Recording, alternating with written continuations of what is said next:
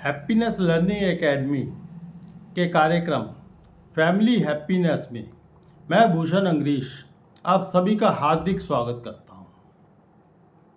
पिछले वीडियो में हमने जब लड़की विवाह होकर ससुराल में आती है तो ससुराल में अशांति के लिए ससुराल वालों की क्या भूमिका होती है इसका विवरण बताया।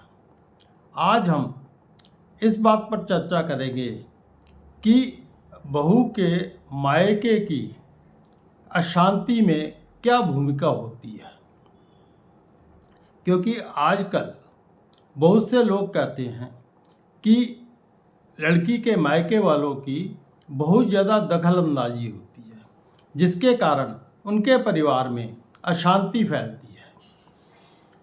इससे पहले कि मैं इस चर्चा को शुरू करूं, तो मैं कुछ बातें करना चाहता हूं, जिसमें हमारा भारतीय परिवेश में विवाह का क्या स्वरूप है। हमारे भारतीय परिवेश में विवाह को दो व्यक्तियों का नहीं, दो परिवारों का बंधन माना गया है। जब ये परिवारों का बंधन होता है तो दोनों परिवार आपस में मिलकर नव दंपति को नई गृहस्थी बसाने के लिए सहायता करते हैं। उनको कुछ ऐसी वस्तुएं देते हैं जिससे वो अपनी नई गृहस्थी का शुभारंभ कर सकें, जो बाद में बिगड़ते बिगड़ते दहेज का स्वरूप बन गया। लेकिन आज भी इस स्वरूप को सही से कई लोग निभाते भी हैं। दूसरा, जो परिवारों का बंधन होता था और शादियां होती थी, वो जनरली जान पहचान वाले लोगों में होती थी। कोई ना कोई बीच में ऐसा आदमी होता था जो दोनों परिवारों को जानता था, दोनों को एक दूसरे पे कुछ विश्वास हो जाता था।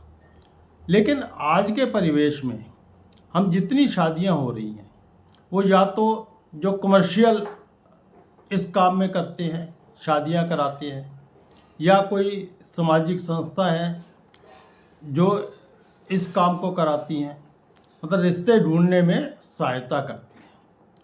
तो इसमें क्या होता है कि दोनों परिवार एक दूसरे को बिल्कुल नहीं जानते। ना जानने से क्या होता है कि उनमें आपसी विश्वास की, भरोसे की कमी रहती है। जब कमी रहती है, जब आपको भरोसा नहीं किसी पे होता, तो क्या होता है कि कुछ शंकाएं पैदा होती हैं। ये शंकाएं ही आपसी अशांति का कारण बन जाती हैं।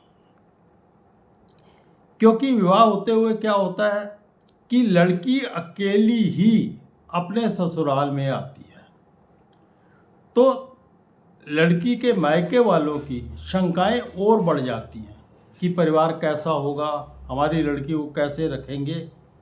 तो इस तरह की शंकाएं बढ़ जाती हैं। तो इस शंका में क्या होता है कि आपसी रोल जो है वो ऐसा हो जाता है कि आपसी विश्वास ना बढ़ा के शंकाएं ही पैदा होती हैं।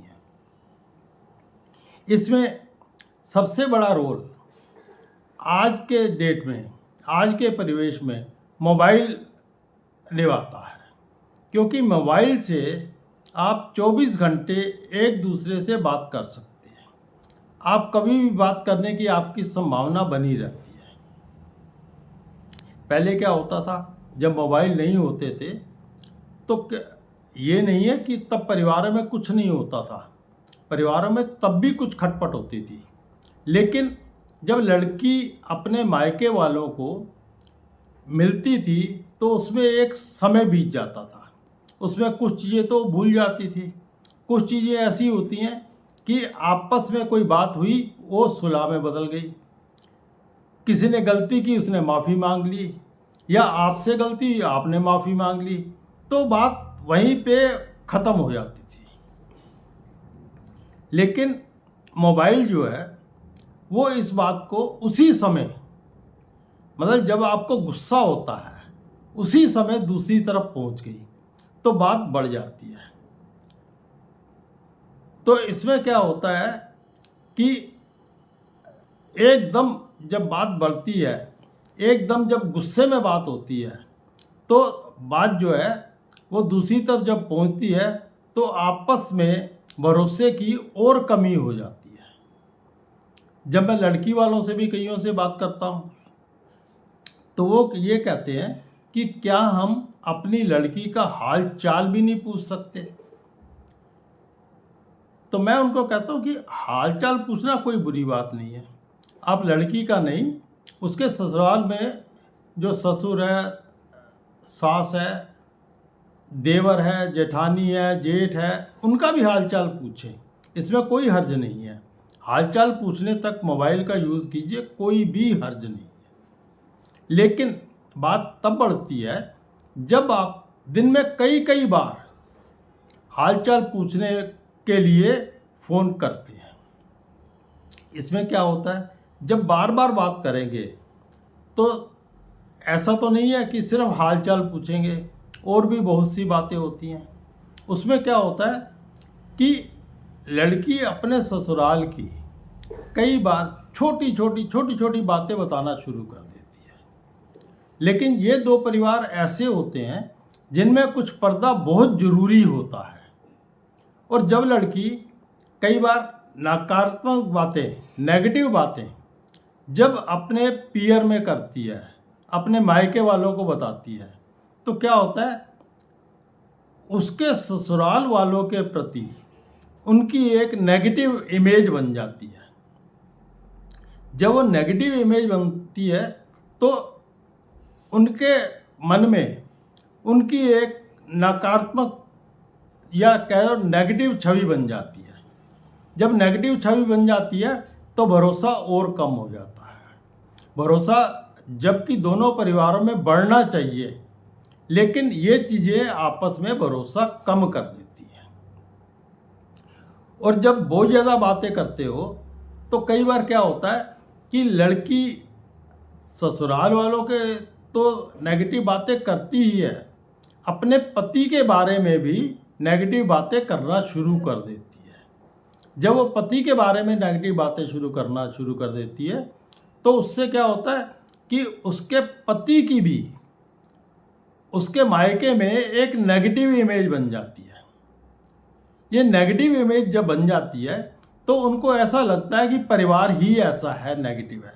क्योंकि लड़की जब भी बोलेगी वो अपनी गलती कभी नहीं बताएगी, वो मायके की जो गलती होगी, उसने क्या किया इस बारे में कुछ बात नहीं करेगी, लेकिन उसके ससुराल वालों ने उसको क्या कहा इस बारे में वो बात करेगी।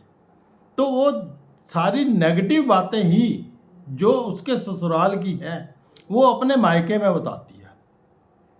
जब वो मायके में ऐसी बातें बताती है तो जैसे मैंने पहला भी कहा कि उनकी नेगेटिव छवि बन जाती है, पति की भी बन जाती है और पूरे परिवार की बन जाती है। जब वो नेगेटिव छवि बन जाती है तो उनको ये लगता है कि हमारी लड़की तो बहुत ज़्यादा दुखी है, जितना होता नहीं उससे ज़्यादा उनको आभास होना शुरू हो जाता है। जब वो आभास होता है तो क्या शुरू हो जाता है कि वो अब लड़की को एक गाइडेंस देना शुरू कर देते हैं कि तुमने अपने पति के साथ कैसे रहना है और अपने सास के साथ कैसा रहना है, ससुर के साथ कैसा रहना है, उनके साथ कैसा व्यवहार करना है। तो वो इन बातों पे शुरू हो जाती है। जब ये इंस्ट्रक्शन शुरू हो जाती हैं, ऐसी बातें शुरू हो जाती हैं, तो लड़की अपने मायके के हिसाब से अपने ससुराल में व्यवहार करना शुरू कर देती है। इसमें इतना भी होता है कि लड़की को इतना भी कहा जाता है कि तूने कितना काम करना है, कितना नहीं करना, पैसा कितना देना है, कितना नहीं देना। तो इस तरह की जो चीज़ें होती हैं तो वो उसके मायके से इंस्ट्रक्शन हो जाती हैं। जब वो इंस्ट्रक्शन आ जाती हैं तो मायके में के थ्रू उसके ससुराल में अशांति का माहौल बन जाता है। ये जो माहौल बनता है ये कई बार आपको तलाक की नौबत तक लाता है। तो इसलिए कई बार मैं एक एग्ज़ाम्पल देता हूँ कि मान लो कि उसके ससुराल में कोई मेहमान आए और बहू ने उनकी खातिरदारी की, लेकिन वो खातिरदारी ऐसी नहीं की जैसा कि वो चाहते थे। जब वो ऐसी खातिरदारी नहीं करती तो क्या होता है कि सास ने उसको डांट दिया या प्यार से समझाया तो उसने वही बात अपने मायके में कह दी, तो उसके मायके वाले ये सोचेंगे कि सास तो इसको डांटती रहती है। तो ये माहौल जो है ये और बात को ख़राब करता है। मैं मायके वालों से भी पूछना चाहता हूँ, क्या वो अपने घर में किसी और की दखलंदाजी बर्दाश्त करेंगे? अगर नहीं तो आप उसके ससुराल में अपनी दखलंदाजी क्यों कर रहे हो? और इससे उनके यहाँ अशांति फैल रही है। उस अशांति को आपकी लड़की भी झेल रही है। आगे की वीडियो में हम इसी तरह के और अलग अलग कि ससुराल वाले अगर गलत हो तो क्या होता है, लड़की गलत हो तो क्या होता है, तो इस तरह के क्या क्या पोजीशन बनती हैं इसके बारे में चर्चा करेंगे।